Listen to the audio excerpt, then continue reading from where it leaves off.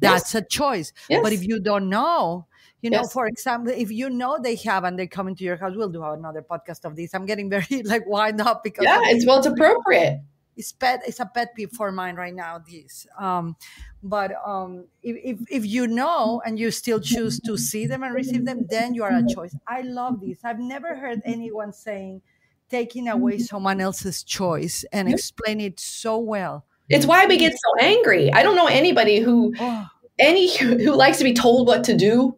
No, do you know what I mean? And that's exactly the energy that's coming in when somebody steals, robs you of a choice. I love that because the spiritual narratives and the stigma of everybody, you always are making a choice and you're always a choice. No, I love this. The people that if you go with a disease and you don't tell anyone, you jump into an airplane, you're putting at risk all of those people there. They were not a choice that you went. No, they didn't ask for it. And I have a distinction with choice that helps kind of blow some of that out of the water. I'm getting winded. Okay. Yeah. So the idea that we are gods and choose everything that happens, I call bullshit. Oh, amen. Okay. Life's. And often life is hard. Where we have 100% choice is in how we relate to ourselves. Yes. And the world as it happens. But we don't have a choice about how somebody else is driving or what the government is doing.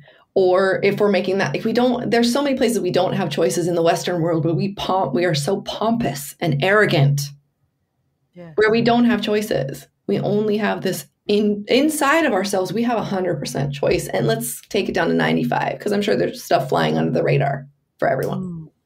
But outside in what's happening in the world, we have very little choice, actually.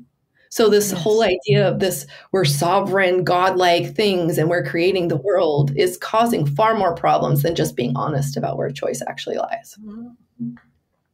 I agree. And respecting that other people get to choose different than I do. I live in Switzerland, which is one of the most clearest democracies in the world. And we vote across the board. And then 62% of the population voted for fighter jets last fall. I was like, what the fuck?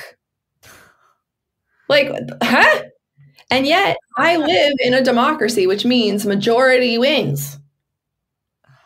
I don't agree, but I don't get to choose. I voted nope. It didn't win. Yes. It's being realistic. I always tell people, welcome to real life.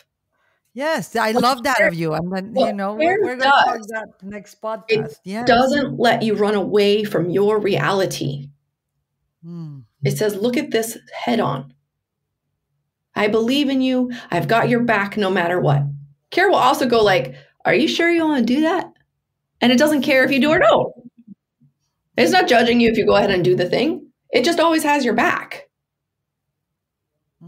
It is your personal compass of being who you are here to be. And it keeps you from trying to be anything else.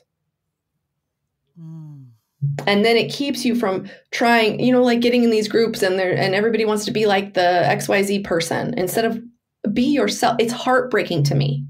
That's the other part, the safety where it's heartbreaking to me when people are not who they are, but are emulating who someone else is. Amen. Likewise. That's really hard for me. Yeah. And I don't care for that kind of environment. But I care for each and every individual voice that exists. Exactly as they exist. Whether they're insecure or they say things weird or they have a really different perspective. When it's their own voice, that's what I live for. And I think that's what we all live for. Nobody. Okay, I can't really say that for everyone, but I'm going to make a big, I don't think, and I personally don't believe that anyone can find fulfillment attempting to be somebody they are not. Amen. Or attempting to be somebody else. Yep.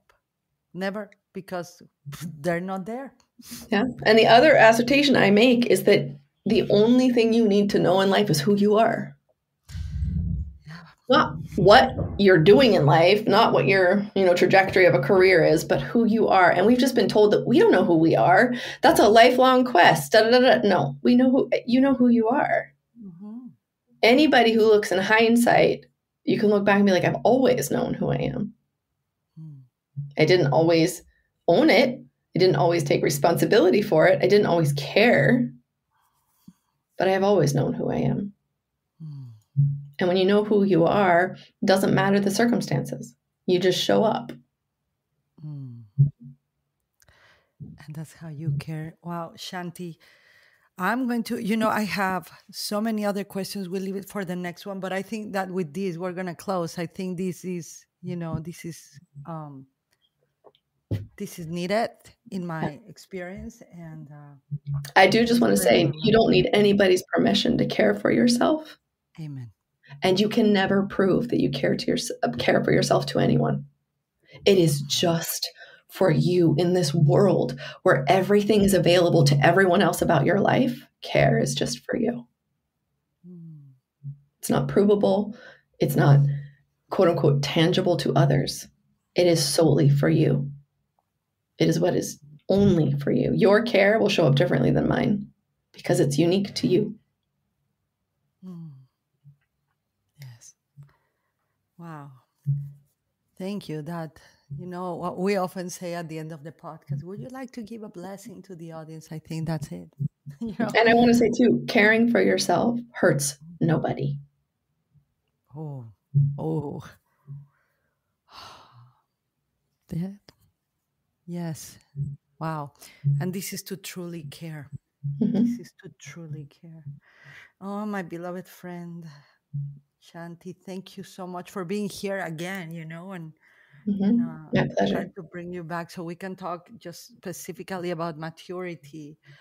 But I thought this was such a piece, and having had so many questions from the listeners before, after our first podcast, I think this is just great. So thank you for the care that you share with us today. I can feel it, and I feel it in me. So love you so much. Thank you, everyone, for your support, for sharing the podcast. Remember, we're philanthropic. Thank you for your questions and being engaged and even giving a shit about this topic. That's right. Amen. Preach it.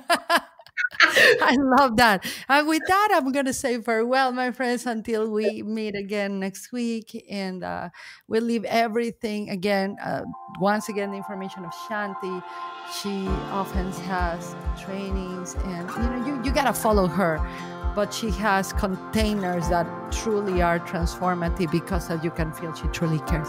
We love you. Thank you. We'll see you next week. Un besito. Adios. Thank you for listening to the Spirituality Now podcast.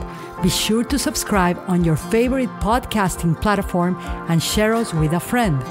To learn more about how to live more present in the moment and take your faith into action, visit delaflorteachings.com/faith to access the free training of 21 Days of Faith in Action today.